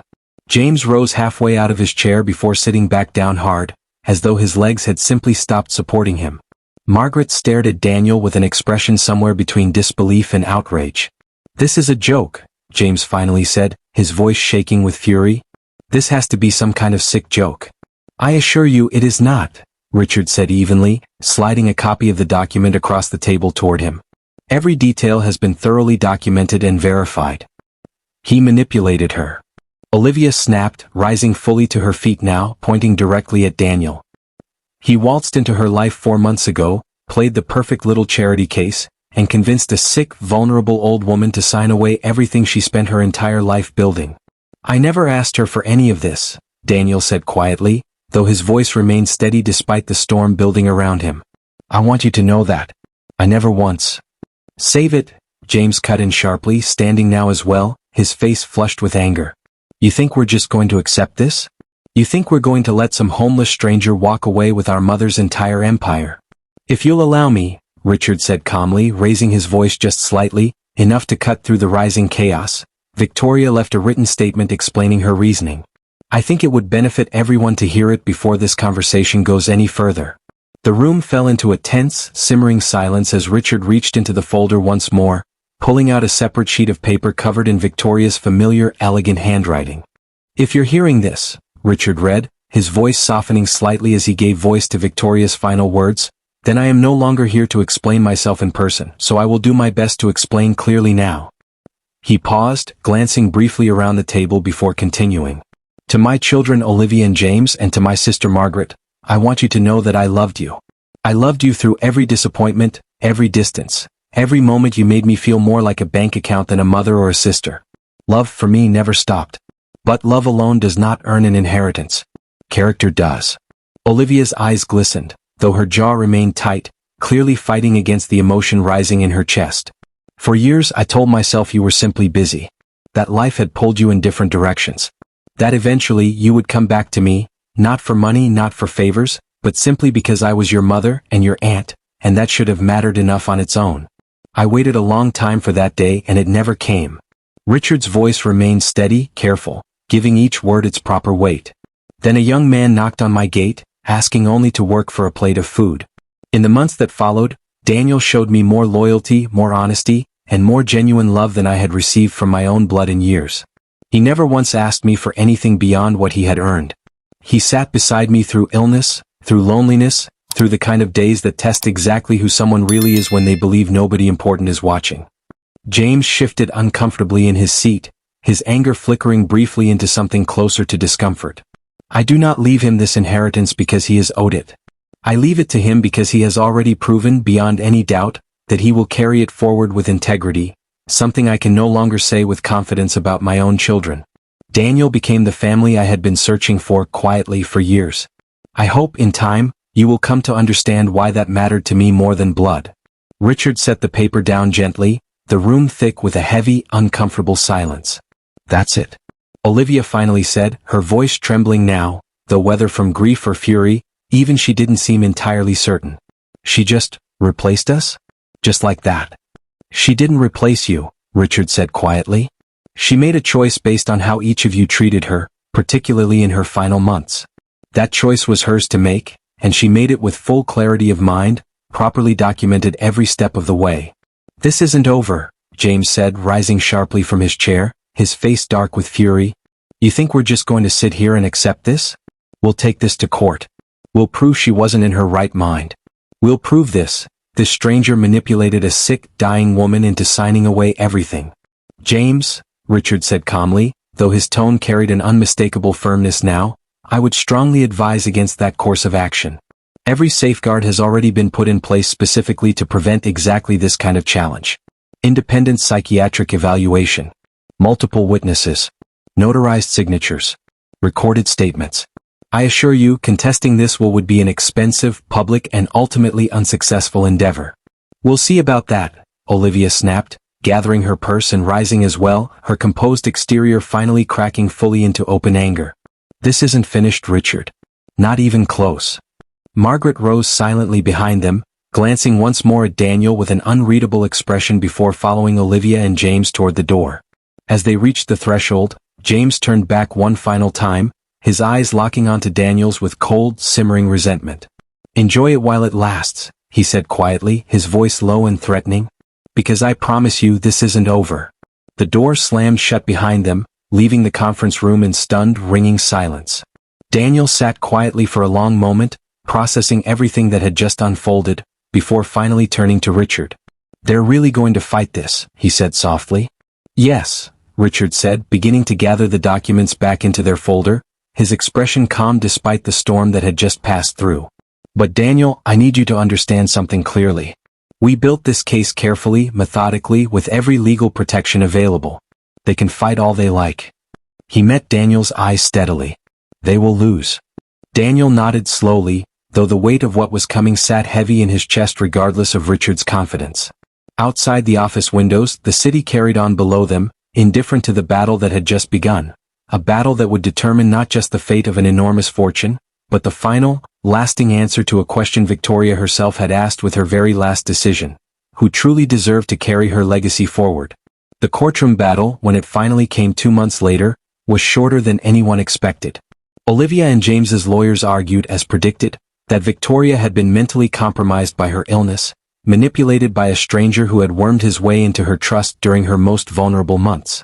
Richard, calm and methodical as ever, countered every claim, one by one, laying out the independent psychiatric evaluation, the multiple witnesses present at the signing, the financial records proving Daniel had never once touched Victoria's accounts without her explicit direction.